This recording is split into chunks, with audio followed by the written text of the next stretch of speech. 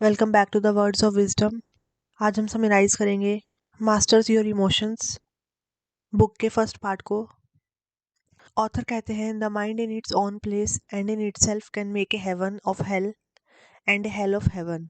Mind चाहे तो अपने आप में एक हेवन को हेल और हेल को हेवन बना सकता है। आप कैसा फील करते हैं ये आपकी लाइफ की क्वालिटी को डिटरमाइन करता है। आपके इमोशंस चाहे तो आपकी लाइफ को मिजरेबल और चाहे तो आपकी लाइफ को ट्रूली मैजिकल बना सकते हैं। इस बुक के थ्रू आप सीखेंगे कि इमोशंस कैसे बनते हैं और आप उन्हें कैसे यूज़ कर सकते हैं अपनी पर्सनल ग्रोथ के लिए। आप इस बुक के थ्रू ये भी सीखेंगे कि नेगेटिव इमोशंस के साथ डील कैसे करना चाहिए और अपने माइंड को पॉजिटिव इमोशंस क्रिएट करने के लिए कैसे कंडीशन करना चाहिए। ऑथर कहते हैं कि हम ह्यूमन बींग्स के पास एक सबसे बड़ी पावर है और वो है अपने थॉट्स को अपने अकॉर्डिंग यूज़ करना to shape our reality and interpret events in a more empowering way. Therefore, if you want to be happy, you must take control of your emotions. Dopamine जो कि एक न्यूरोट्रांसमीटर है, जब भी वो हमारे ब्रेन के स्पेसिफिक एरियाज में रिलीज होता है which are called as pleasure centres, then you get a high. और यही हाई हम फील करते हैं during exercise, when you gamble और ईट ग्रेट फूड। डोपामीन के रिलीज को आर्टिफिशियली भी किया जा सकता है, जिसका ग्रेट एग्जाम्पल है सोशल मीडिया, जो कि साइकोलॉजी का यूज़ करके हमारी लाइफ से जितना टाइम हो सके उतना टाइम निकाल लेता है। Have you ever noticed all these notifications that pop up constantly? Notifications का पॉपअप होना हमारी बॉडी में डोपामीन के रिलीज को ट्रिगर करता है so that you stay connected with social media. And जितना ज़्यादा आप सोशल मीडिया से कनेक्टेड रहेंगे उतना ही ज़्यादा सर्विसेज पैसा बनाएंगी। ऑथर कहते हैं कि today's society is selling A version of happiness that can cause us unhappy. अपने इमोशंस को कंट्रोल करने के लिए हमें डोपामीन के रोल को और किस तरह से डोपामीन का रिलीज हमारी हैप्पीनेस को अफेक्ट करता है ये समझना बहुत ज़रूरी है। Are you addicted to your phone? Are you addicted to your television?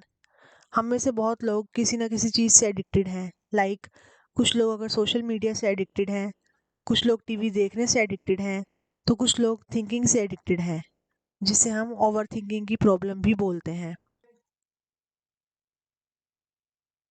So to better control your emotions, हमें इन एडिक्शंस के बारे में समझना होगा जो कि हमारी लाइफ से हैप्पीनेस को छीन रहे हैं। ईगो, हमारी ईगो भी एक बहुत इंपॉर्टेंट रोल प्ले करती है हमें शेप करने में। अब यहाँ ईगो से क्या मतलब है ऑथर का? ईगो का मतलब है हमारी सेल्फ आइडेंटिटी, जो कि हम through out our life construct करते हैं। और ये सेल्फ आइडेंटिटी हमारे थॉट्स की वजह से क्रिएट होती है। हमारे आसपास होने वाले इवेंट्स का अपने आप में कोई मतलब नहीं होता। हम अपनी सोच के अकॉर्डिंग उन इवेंट्स को इंटरप्रेट करते हैं। Additionally, you accept things about yourself because people told you to do so. Like हमारा नाम, एज, रिलीजियन, ये सब हमने इसलिए एक्सेप्ट किया क्योंकि हमारे आसपास के लोगों ने हमें बताया। और इसी एक्सेप्टेंस से हम अटैच हो जाते हैं। अपने नेम, रिलीजन, अपनी आइडेंटिटी से अटैच होना, और आगे चलकर यही अटैचमेंट हमारे बिलीव्स क्रिएट करती है और उन बिलीव्स की वजह से हम डिफरेंट इमोशंस को एक्सपीरियंस करते हैं। आपके आसपास के लोगों ने आपको आपके रिलीजन के बारे में बताया और उस रिलीजन से आप अटैच हो गए, और अब अगर कोई आपके रिलीजन को क्रिटिसाइज करता है तो आप ऑफेंड हो जाते हैं। सो ऑफेंड होना is an emotion which you experience. हमारी ईगो बहुत रेस्टलेस होती है, जो कि हमेशा चाहती है कि हम बेटर होते जाएं। हमारी ईगो चाहती है कि हम अपनी लाइफ में ग्रेट थिंग्स को अचीव करें सो दैट हम कुछ बन पाएं इस सोसाइटी की नज़र में। और मार्केटर्स बहुत अच्छे से समझते हैं इस बात को। They know people don't just buy a product, they also buy emotions, और you can say they buy emotions और story attached to the product. अगर कोई प्रोडक्ट लॉन्च करती है कंपनी, तो उसे बेचने के लिए उसके साथ साथ कोई ना कोई स्टोरी और इमोशंस भी अटैच करती है सो दैट लोग उनका वो प्रोडक्ट खरीदें। इसलिए आपने देखा होगा कि ऑफन पीपल बाय क्लोथ्स और a particular car because they want to tell you a story about yourself. अगर आप अपने स्टेटस को एनहांस करना चाहते हैं या कूल दिखना चाहते हैं और अपनी यूनिक पर्सनैलिटी को एक्सप्रेस करना चाहते हैं तो आप अपने आइडियल्स से मिलते जुलते प्रोडक्ट्स ही बाय करेंगे। बहुत लोग सेलिब्रिटीज़ को देखकर उन्हीं के जैसे क्लोथ्स और कार बाय करते हैं। ऐसा नहीं है कि ये गलत है, बट ये नेगेटिव फॉर्म तब ले लेता है जब आप ओवरली अटैच हो जाएं कुछ चीज़ों को लेकर। आपको लगने लगे कि सेलिब्रिटीज़ जैसे क्लोथ्स और कार आपको फुलफिल कर सकते हैं, which they can't. The ego is interested in what it can get from others.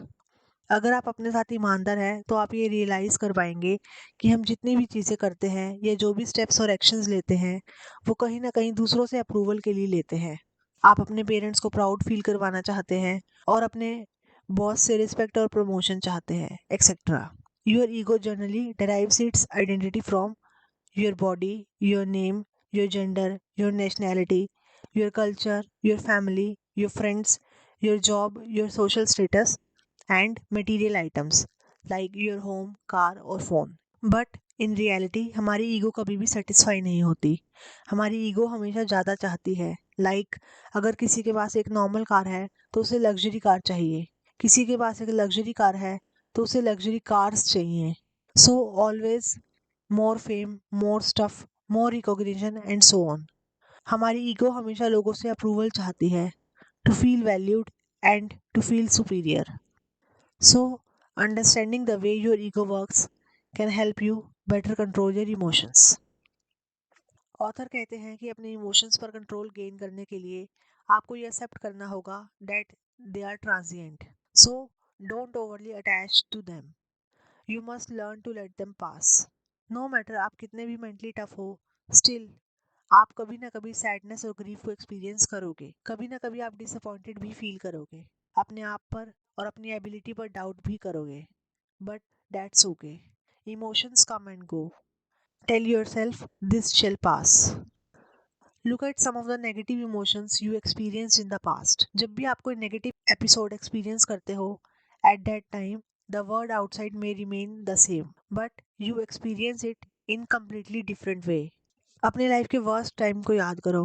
उस टाइम आपको यही लगता है कि शायद आप इस सिचुएशन और टाइम से कभी नहीं निकल पाओगे। जब आप नेगेटिव इमोशंस के इन्फ्लुएंस में होते हो तो आपको सब कुछ इम्पॉसिबल सा लगता है।